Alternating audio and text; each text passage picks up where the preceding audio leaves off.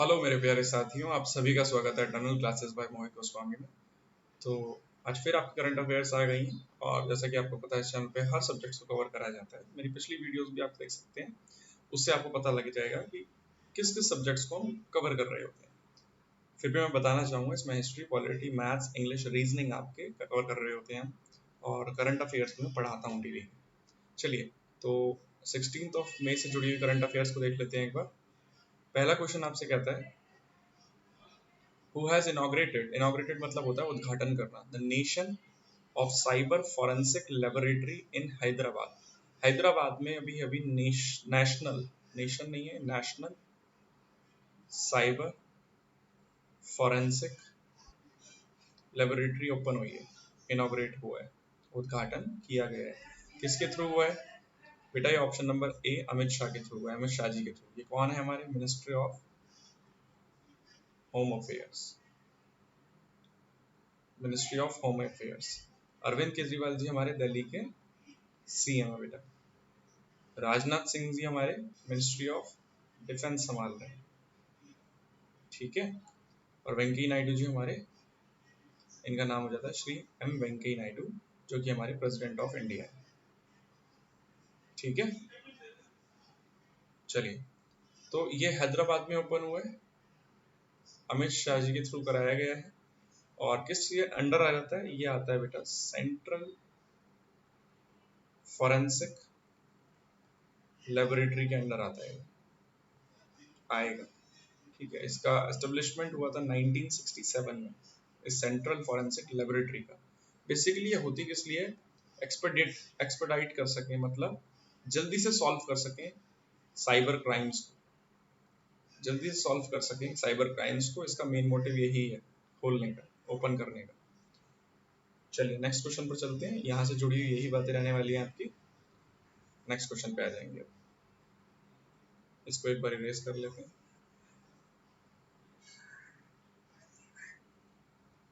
देखो next question आपसे कह रहा है, who has launched national data and analytical platform. देखो national data and analytical platform basically अब पब्लिक एक्सेस देगा, ठीक है। पब्लिक को भी एक्सेस मिल जाएगा, एक्सेसिबल होगा ये सब चीज़ें। जो भी गवर्नमेंट साइट्स होती हैं उनका डाटा देख सकते हैं पब्लिक भी क्लियरली, ठीक है। ये इसलिए लॉन्च करा गया नेशनल डाटा एनालिटिकल प्लेटफॉर्म, जो कि नीति आयोग जी के, नीति आयोग के थ्रू लॉन्च किया गया है। नीति आयोग 1 जनवरी 2015 को आपको पता है रिप्लेस कर गया था, और इसका नाम नीति आयोग हो गया था। किसको रिप्लेस करा था? प्लानिंग कमीशन को, प्लानिंग कमीशन को। क्लियर है बात? प्लानिंग कमीशन कब आई थी? प्लानिंग कमीशन कब आई थी बताओ फटाफट? 15 मार्च 1950 में। नीति आयोग के चेयरमैन कौन होते हैं? हमेशा प्राइम मिनिस्टर होते हैं। कौन होंगे? हमेशा प्राइम मिनिस्टर। वो है हमारे नरेंद्र मोदी, श्री नरेंद्र मोदी जी। अब एक और बात इसमें इंपॉर्टेंट ये है, चेयरपर्सन हो गए हमारे। नीति आयोग की फुल फॉर्म क्या हो जाती है? नीति आयोग की फुल फॉर्म होती है national institute for transforming India. Clear है बात है? अर्लियर नेम इसका प्लानिंग कमीशन था, पहले का नाम, जो कि 15 मार्च 1950 को एस्टेब्लिश्ड हुआ था। एनडीए ने रिप्लेस करा था। किसने रिप्लेस करा था? एनडीए ने। एनडीए ने रिप्लेस करा था प्लानिंग कमीशन को, किससे? नीति आयोग से। एनडीए क्या था? एनडीए हमारा नेशनल डेमोक्रेटिक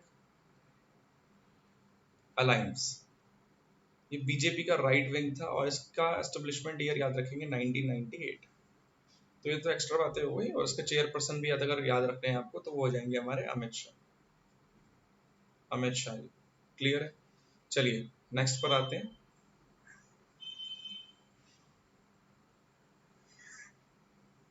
नेक्स्ट क्या कहता है हमसे, उसको देख लेते हैं।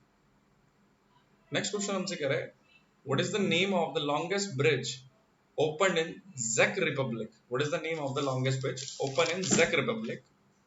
और उसके बाद बोला है, हाँ कुछ नहीं बोला, क्वेश्चन खत्म। तो जेक रिपब्लिक में कौन सा सबसे लॉन्गेस्ट ब्रिज ओपन हुआ है अभी? जल्दी से बताइए।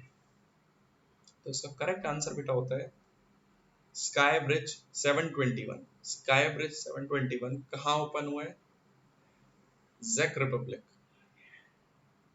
जैक रिपब्लिक सबसे लॉन्गेस्ट है ये, सबसे मतलब वर्ल्ड्स लॉन्गेस्ट ब्रिज है। क्या है ये? वर्ल्ड्स लॉन्गेस्ट ब्रिज है ये। जैक रिपब्लिक कितने मीटर का है? 721 मीटर, लगभग 2365 फीट। एक फीट में 30 सेंटीमीटर होते हैं और एक मीटर 100 सेंटीमीटर का होता है। क्लियर है? और एक इंच में 2.5 सेंटीमीटर होते हैं। ये बातें भी पता होनी चाहिए। अच्छा, ये नेपाल में भी एक ब्रिज है। नेपाल में जो ब्रिज है उसका नाम है बागलंग बागलंग पार्बत। इस ब्रिज से 154 मीटर लॉन्ग है। कौन सा ब्रिज? Sky bridge 721। इस ब्रिज से भी 154 मीटर लॉन्ग है और लॉन्ग है। ठीक है। तो जैक रिपब्लिक की बात करें तो जैक कंट्री का पहले नाम था, इसको हम पहले बुलाते थे जैकिया और कभी कभी बोहीमिया। ये रैपर वाला बोहीमिया नहीं है, ये बोहीमिया नाम बुलाते थे इसका। अच्छा, बोहीमिया बॉर्डर किससे शेयर करता था?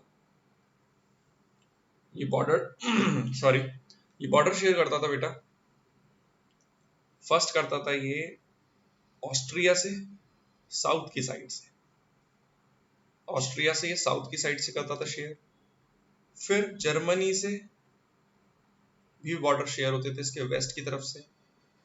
देन अगर हम बात करें पोलैंड से भी होते थे, पोलैंड से नॉर्थ ईस्ट की तरफ से। और लास्ट हमारा स्लोवाकिया से भी होते थे, साउथ ईस्ट की तरफ से। बेटा स्लोवाकिया की अगर कैपिटल की हम बात करेंगे तो वो जाती है हमारी ब्रेटिस्लावा। स्लोवाकिया की कैपिटल ब्रेटिस्लावा। पोलैंड की कैपिटल वार्सा। जर्मनी की कैपिटल बर्लिन। और बच्चा ऑस्ट्रिया की कैपिटल वीना। वीना। चलिए इसको डिलीट कर देते हैं, इरेज कर लेते हैं। उसके बाद हम नेक्स्ट क्वेश्चन पर चलते हैं। नेक्स्ट क्वेश्चन आपसे कहता है Elizabeth borne has become has been or has become the new prime minister of which country? तो एलिजाबेथ बोर्ने, इसको हम लिख लेते हैं इनको, एलिजाबेथ बोर्ने ये पीएम बनी है, प्राइम मिनिस्टर। किस कंट्री की? तो आप बोलेंगे ये बनी है बच्चा फ्रांस की। किसकी? फ्रांस की। Capital Paris. यूनाइटेड किंगडम की लंदन। साउथ कोरिया की, जल्दी से बताएंगे, साउथ कोरिया की सियोल हो जाती है, क्या होती है? फटाफट बताओ। साउथ कोरिया की हो जाती है सियोल। इजिप्ट की आप खुद बताएंगे, ठीक है, कमेंट बॉक्स में। इजिप्ट की आप कमेंट बॉक्स में बताएंगे। तो एलिजाबेथ बोर्ने की हम बात करें तो ये सेकंड पीएम बनी है, सेकंड विमेन है जो पीएम बनी। ठीक है, इनसे पहले भी फर्स्ट विमेन थी, क्लियर है, जो पीएम थी। इसी के साथ आपको ध्यान रखना है कि इन्होंने एज अ लेबर मिनिस्टर भी काम किया हुआ है। इन्होंने एज अ लेबर मिनिस्टर भी बच्चा काम किया हुआ है। और यहीं की प्रेसिडेंट हो जाती है हमारी फ्रांस की एमानुएल मैक्रन। चलिए, तो ये कुछ पॉइंट्स हैं जो कि नोट करने वाले पॉइंट्स हैं, आपको नोट भी करने चाहिए। तो इसको आप देख लेंगे एक बार ध्यान से। चलिए, और इजिप्ट की मुझे बताएंगे कमेंट बॉक्स में। नेक्स्ट क्वेश्चन होता है which government has prohibited wheat export? तो बेटा इसका करेक्ट आंसर हो जाएगा इंडिया। कुछ कॉन्फ्लिक्ट्स की वजह से इन्होंने एक्सपोर्ट पे प्रोहिबिशन लगाया हुआ है, रिस्ट्रिक्शंस लगाई हुई है। इन बातों को आप नोट कर लेंगे। इसी के साथ साथ नेक्स्ट क्वेश्चन कहता है who has become new president of Somalia? Who has become new president of Somalia? Somalia एक कंट्री है जिसकी कैपिटल बच्चा, देखो ये जनरल नॉलेज आपको होनी ही चाहिए, कैपिटल किसकी कौन है? मोगादिशु। मोगादिशु। प्रेसिडेंट बने हैं कौन? वो बने हैं बच्चा हसन शेख महमूद। हसन शेख महमूद ये हमारे न्यू प्रेसिडेंट है। 2012 से 2017 में भी रहे थे। करेंसी हो जाती है यहाँ की सोमालिया की, सोमाली सोमालिया से Somali shilling, Somali shilling. PM हो जाते हैं यहाँ के प्राइम मिनिस्टर, जिनको मैं कह रहा हूँ मोहम्मद हुसैन रोबल। क्लियर है आपको? चलिए, तो इतनी इंपॉर्टेंट बातें बस इसी से बनती है, तो इसको इरेज करके नेक्स्ट क्वेश्चन पर चलते हैं। नेक्स्ट क्वेश्चन आपसे कहता है S.N. Subramaniam has been appointed as MD. MD means Managing Director. CEO means Chief Executive Officer of which company? तो ये बने हैं लार्सन एंड टॉब्रो के। ये कंपनी कब आई थी, ये किसी को पता है? ये कंपनी कब आई थी, लार्सन एंड टॉब्रो? तो इसका एक तो एस्टेब्लिशमेंट ईयर और हमारा क्या ध्यान रखना है हमें, हेडक्वार्टर। एस्टेब्लिशमेंट ईयर और हेडक्वार्टर। तो एस्टेब्लिशमेंट ईयर की बात करेंगे तो 7 फरवरी, जब से rose day I think start होते हैं, आप सभी को पता होगा। सॉरी। और हेडक्वार्टर आपका हो जाता है मुंबई, महाराष्ट्र में। तो इसके एमडी और सीईओ बनाए गए हैं आपके एसएन सुब्रमण्यम। ठीक है, एसएन सुब्रमण्यम लार्सन एंड टॉब्रो के बनाए गए। यही आपका करेक्ट आंसर हो जाता है। एस्टेब्लिशमेंट ईयर 7 फरवरी 1946 और हेडक्वार्टर आपका मुंबई, महाराष्ट्र। इन्होंने रिप्लेस कराया अभी एएम मलिक को, एएम नायक को, सॉरी, एएम नायक को रिप्लेस कराए। इनसे पहले एएम नायक जी एमडी और सीईओ थे किसके, लार्सन एंड टॉब्रो के। 7 फरवरी 1946 इसका establishment year, headquarter Mumbai, Maharashtra. इनसे पहले जो एमडी और सीईओ थे वो थे हमारे एएम नायक जी, और अब है हमारे एसएन सुब्रमण्यम जी, एसएन सुब्रमण्यम जी। क्लियर है मेरी बातें? और करंटली ये वर्क कर रहे थे अपॉइंट होने से पहले as an MD and CEO, deputy MD and president. Clear है? चलिए नेक्स्ट क्वेश्चन पर चलते हैं।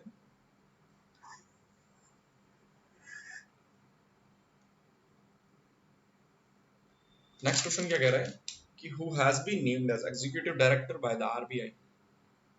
तो इसका करेक्ट आंसर क्या होता है? एग्जीक्यूटिव डायरेक्टर कौन बनाए गए आरबीआई के थ्रू? वो बनाया गया सिद्धिकांत पटनायक। अच्छा, सिद्धिकांत पटनायक के साथ आप ध्यान रखेंगे एक और नाम, राजीव रंजन मीनन का आंसर, राजीव रंजन मीनन, ये भी आंसर है। तो बोथ ए एंड बी। अब मैं इनके बारे में बताता हूँ कौन कौन से डिपार्टमेंट संभालेंगे। आरबीआई की हम बात करें तो 1934 एस्टेब्लिशमेंट ईयर या 1935 कहीं कई जगह लिखा रहता है, इन दोनों को ध्यान रखेंगे। इसी के साथ साथ एग्जीक्यूटिव डायरेक्टर के रूप में ये दोनों रहेंगे। और सबसे पहले आपको ध्यान रखना है राजीव रंजन जी ने इससे पहले क्या क्या संभाला है, क्या कहाँ कहाँ इन्होंने काम किया है। तो एडवाइजर के रूप में, adviser in charge of monetary policy, monetary policy department. And कौन सा डिपार्टमेंट था? एक तो था एडवाइजर इन चार्ज, किस डिपार्टमेंट में? मॉनेटरी पॉलिसी के अंदर। ठीक है, और इन्होंने देखा था मॉनेटरी पॉलिसी कमीशन को भी इन्होंने संभाला था। चलिए, इतनी बातें जुड़ी हुई हैं और कुछ बातें नहीं है, कोई हार्ड एंड फास्ट रूल नहीं है इसका। ठीक है, इजीली आप कर पाएंगे।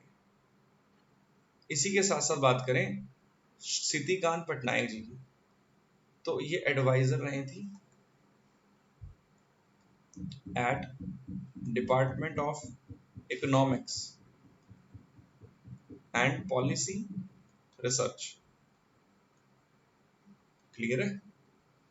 आगे बात करें इनकी, तो सिद्धि पटनायक तो अब संभालने वाली है department of, as an executive director ये संभालने वाली है डिपार्टमेंट ऑफ इकोनॉमिक, ये सेम, एंड पॉलिसी रिसर्च। और ये भी वही सेम जहां पे एडवाइजर थे ये संभालने वाले हैं मॉनेटरी पॉलिसी डिपार्टमेंट। चलिए नेक्स्ट क्वेश्चन पर चलते हैं इसको इरेज करके।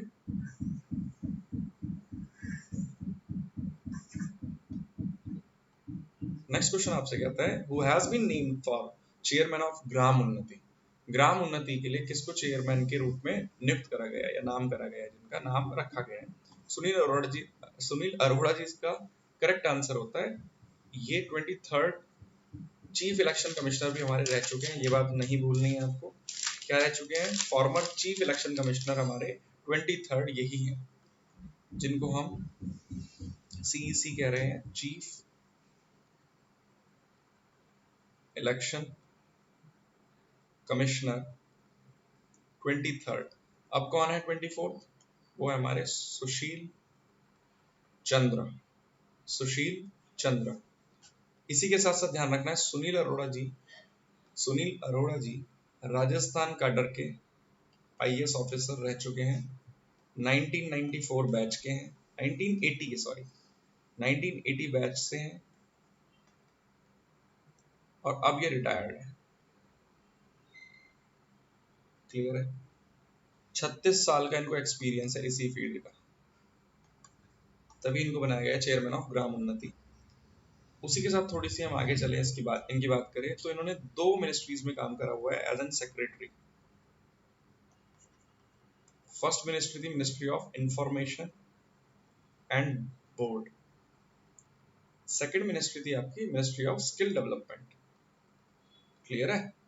And entrepreneur.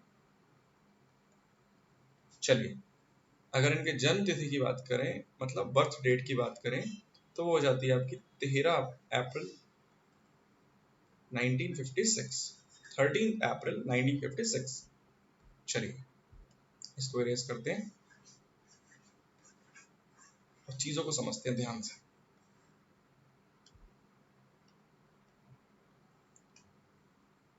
अब नेक्स्ट क्वेश्चन हमसे क्या कहता है? Eicher Motors named who has new CEO of Royal Enfield। Question में थोड़ी मिस्टेक है, कहना चाह रहा है Eicher Motors। Eicher Motors आप समझते हैं पेरेंट कंपनी है किसकी?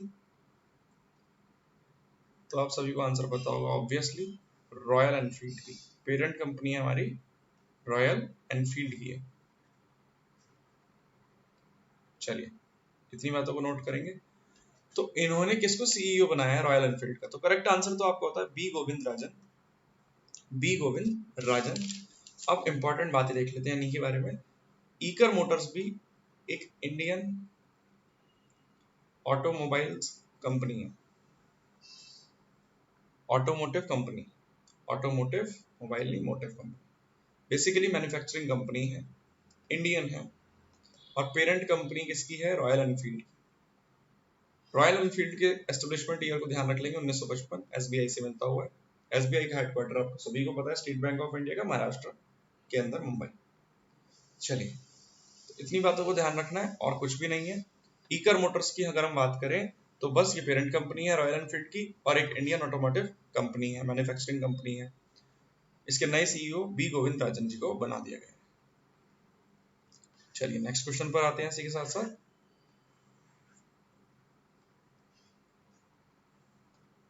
नेक्स्ट क्वेश्चन हमारा आता है, जो कि हमारा लास्ट क्वेश्चन होने वाला है आज की स्लाइड का। India overtakes which country to become 4th largest vehicle market? First कौन है, सेकंड कौन है, थर्ड कौन है? फोर्थ पर तो चलो इंडिया आ गई है, किसको ओवरटेक करा है उसकी बात करेंगे हम, तो वो आंसर हो जाएगा आपका जर्मनी को। जर्मनी की कैपिटल बच्चा बर्लिन। इंग्लैंड की कैपिटल, USA की, टर्की की, ये सब आप बताएंगे। USA की आप सबको पता होगा वॉशिंगटन DC, ठीक है। इंग्लैंड और टर्की की आप कमेंट बॉक्स में बताएंगे। इससे आपकी प्रिपरेशन स्ट्रांग हो रही होगी और आपकी जनरल नॉलेज थोड़ी बहुत बढ़ेगी। फर्स्ट पे आ जाते हैं, देखो जर्मनी को ओवरटेक करा है हमारी इंडिया ने, किसमें? व्हीकल मार्केट में। फर्स्ट पे कौन आएगा? फर्स्ट पे आएगी हमारी चाइना, सेकंड पे हमारी US, थर्ड पे हमारी जापान। ऐसा कहा जा रहा है कि बाय 2025 इंडिया जापान को भी ओवरटेक कर देगी और इंडिया आ जाएगी थर्ड पर, ठीक है, बाय 2025 तक, ऐसा कहा जा रहा है। चलिए, इससे जुड़ी हुई बातें इतनी ही रहती हैं और इससे इंपॉर्टेंट बस इतना ही बनता है। बस एक चीज और रखेंगे ध्यान में जो शायद इंपॉर्टेंट है, सेल की अगर हम बात करें, इवन कोविड-19 पेंडेमिक के बाद